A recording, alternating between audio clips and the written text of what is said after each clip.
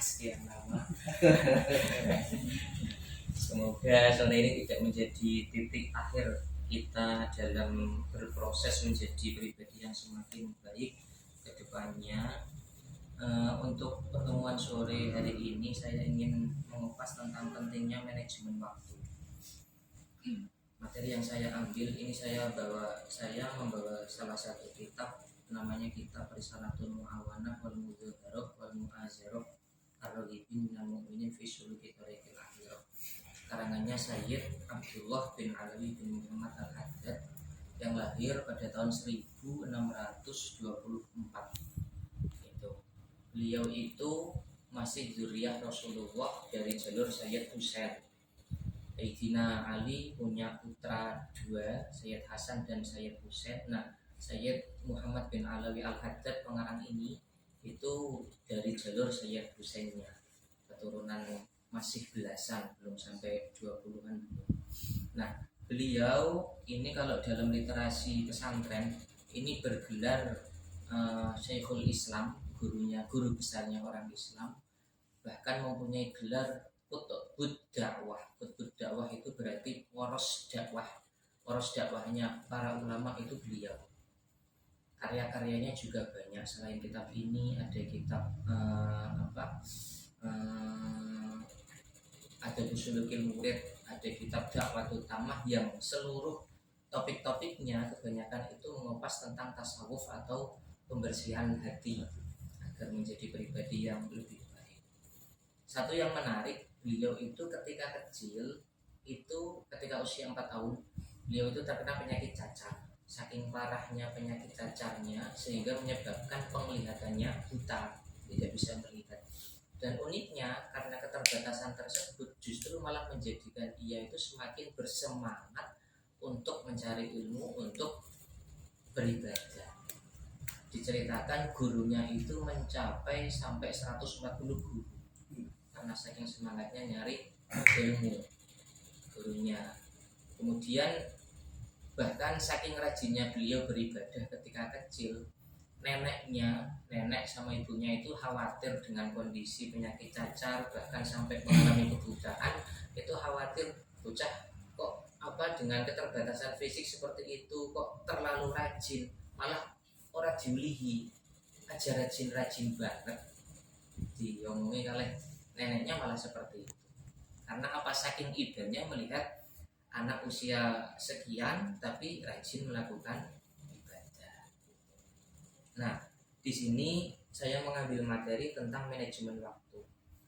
Ada salah satu makalah yang menyebutkan seperti ini: Innal mulka wad dina atau amani. Materi dunia dan agama ini ibarat dua saudara kembar. Artinya bagaimana? Artinya tidak bisa dipisahkan satu sama lain. Orang yang pintar dalam hal urusan agama tentu membutuhkan materi sebagai dasar menyebarkan agama, sebagai dasar dakwahnya. Sebaliknya, orang yang ekonominya kuat juga membutuhkan agama sebagai fondasi. Ini kalau kata kiai saya, pinter-pinter tok tapi orang sugih, ya orang duwe aji ning masalah basi. Kekuasaan materi itu ibaratnya sebagai penjaga atau satpam.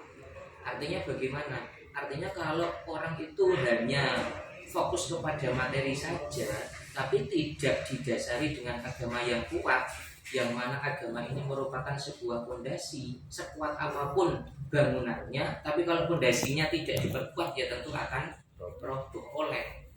Maka jangan heran ketika banyak orang yang sukses tapi ia lalai dalam hal urusan agama kemudian tumbang. Karena pentingnya agama merupakan fondasi. Fadinu aslun wa ma la aslalahu famahdumun. Sesuatu yang tidak ada fondasinya maka akan roboh, itu pasti teori. Wa ma la harisalahu fadhaibun. Nah, sementara kalau materi itu diibaratkan penjaga. Agama jika tidak ada materinya berarti tidak ada penjaganya. Yang artinya bagaimana? Jika tidak ada penjaganya maka akan tersia-sia. Agama ibarat sebuah harta, penjaganya adalah materi. Jika hanya punya agama tok tapi tidak ada satamnya berupa materi yang menguatkan, yang menjaga agama ini, maka agama akan sia-sia, tidak mempunyai harga. Nah, maka harus berkesinambungan, harus balance antara agama dengan dunia ini, harus beriringan. Ampun ngantos berat sebelah. Bahkan ada salah satu keterangan menyebutkan seperti ini. Rizki itu ada dua macam.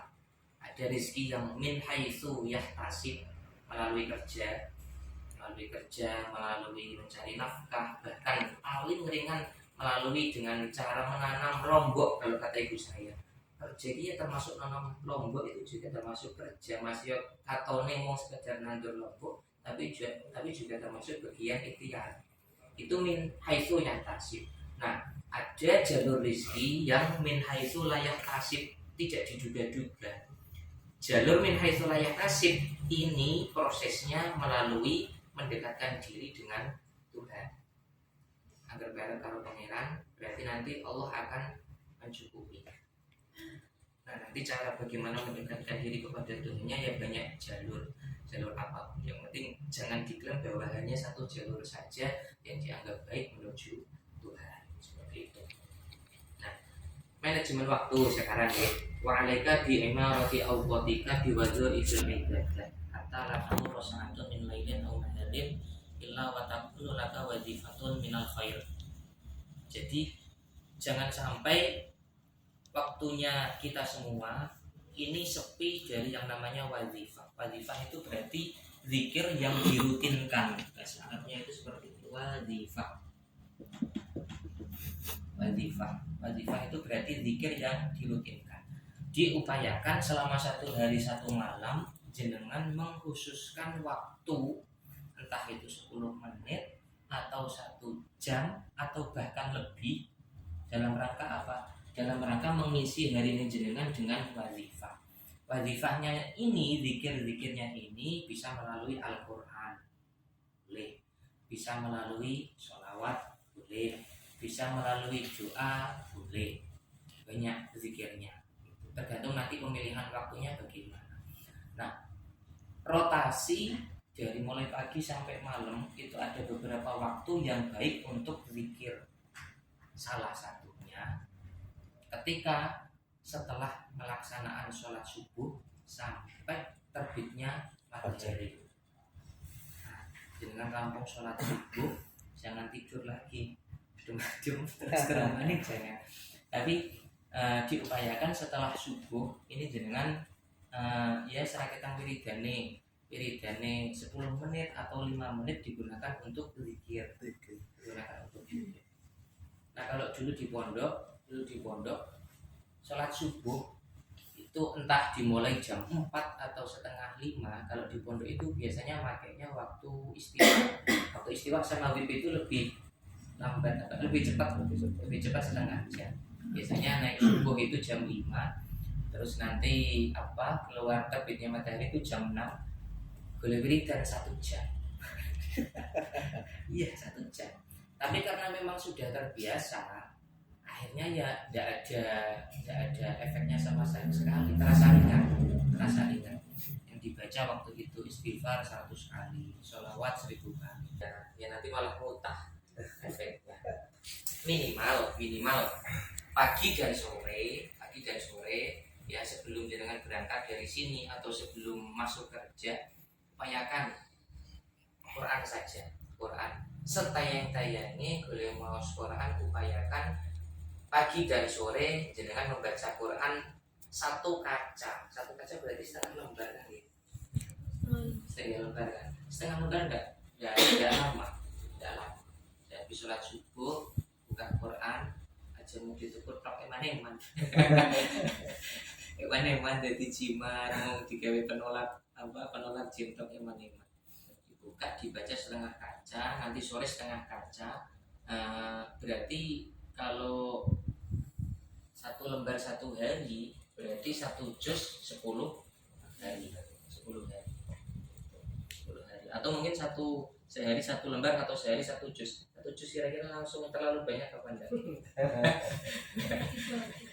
Bahagia. Sehari berarti 1 lembar. Kalau 1 lembar 10 hari berarti 1 juz. 1 bulan dapat 3 juz. 3 juz berarti kalau untuk khataman Quran berarti berapa bulan berarti Pak? 10 bulan berarti ya. 10 bulan. 10 bulan. Nah, lumayan. Lumayan. Saya lanjut. Fabidzalika tadharu barakatul awqat wa tahsulu faidatul umri. Nah, kalau memang selama 1 hari niki sudah jenengan atur, sudah jenengan manage, menyediakan waktu meski 10 menit dihususkan untuk zikir. Dan kalau belum rutin, tidak usah ditambahi, tidak usah dikurangi. Tidak usah ditambahi, tidak usah dikurangi. Semisal ingin baca sholawat sehari katakan 1000, ya sudah 1000 itu saja. Kalau memang belum rutin, tidak usah ditambahi, tidak usah dikurangi, dikontinukan sampai benar-benar jenengan ketika membaca 1000 itu ya sudah enteng rasanya.